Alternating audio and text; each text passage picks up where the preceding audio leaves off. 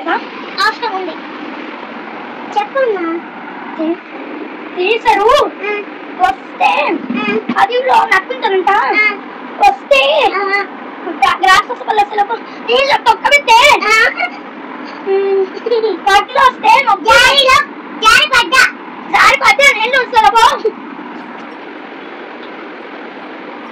చెప్పలే.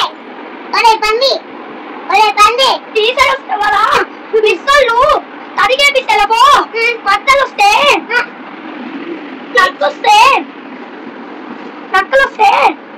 నక్కొస్తే నేలంసి సమాధానం తడికి ఏడిస్తే తడిగే పిస్తే చల్లగా హాయిగా ఉంటే గుంకిలో బాండ పెట్టదంట.